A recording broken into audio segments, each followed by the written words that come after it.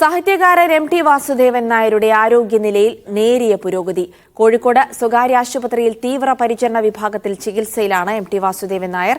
ഇപ്പോൾ നൽകുന്ന ചികിത്സയോട് നേരിയ രീതിയിൽ പ്രതികരിക്കുന്നുണ്ടെന്ന് മെഡിക്കൽ ബുള്ളറ്റിനിൽ പറയുന്നു. മുഹമ്മദ് അസ്ലമുണ്ട് വിവരങ്ങൾ നൽകാനായി. അസ്ലം, ആശ്വാസകരമായ വാർത്തയാണ്. നേരത്തെ 11 മണിക്കിറങ്ങിയ മെഡിക്കൽ ബുള്ളറ്റിനിൽ പറഞ്ഞതിനപ്പുറത്തേക്കുള്ള വിവരങ്ങൾ പുതുതായി ലഭിക്കുന്നുണ്ടോ?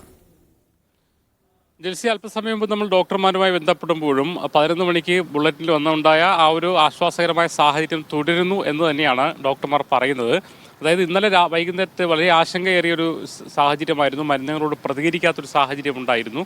ശ്വാസോച്ഛ്വാസം ഉൾപ്പെടെ അതിൻ്റെ ഒരു നിരക്ക് താഴുന്ന രീതിയിലും ഉണ്ടായിരുന്നു. അതേസമയം ഇന്ന് രാവിലെ അങ്ങനെയല്ല, മരുന്നുകളോട് നേരിയ തോതിൽ പ്രതികരിക്കുന്നുണ്ട്. അതുകൊണ്ട് തന്നെ ആരോഗ്യനിലയിൽ നേരിയ പുരോഗതി ഉണ്ട് എന്ന് തന്നെയാണ് കരുതുന്നത്. സ്വാഭാവികമായിട്ടും കൂടുതൽ നിരീക്ഷണത്തിലുണ്ട്. കൂടുതൽ ഡോക്ടർമാരും അതോടൊപ്പം തന്നെ തീവ്രപരിചരണ വിഭാഗത്തിൽ ICUവിൽ നോൺ വെന്റിലേറ്റർ ICUവിൽ തുടരുക തന്നെയാണ്. അദ്ദേഹത്തിൻ്റെ മകളും മറ്റു ബന്ധുക്കളൊക്കെ തന്നെയും ആശുപത്രിയിലുണ്ട്.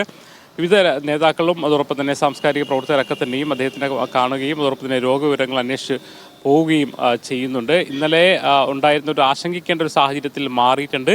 അതേസമയം കൂടുതൽ ബെറ്റർമെൻറ്റിലേക്ക് പോയോ എന്ന് പറഞ്ഞാൽ അങ്ങനെയില്ല. അതേസമയം നിലവിലെ അവസ്ഥയിൽ നിന്നും അല്പം ഭേദമായിട്ടുണ്ട്. അതുകൊണ്ട് തന്നെ മലയാളികൾ ഉടനീളം പ്രാർത്ഥിക്കുന്ന പോലെ തന്നെ അദ്ദേഹം ഈ ഒരു അവസ്ഥയിൽ നിന്നും തിരിച്ചു വരുന്നുള്ള പ്രതീക്ഷ തന്നെയാണ് അദ്ദേഹത്തിനെ കണ്ടിറങ്ങിയ സാംസ്കാരിക നേതാക്കളൊക്കെ തന്നെയും പങ്കുവച്ചത്.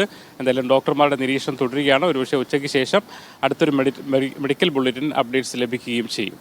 ശരി, മുഹമ്മദ് അസ്ലമാണ് വിവരങ്ങൾ നൽകിയത്.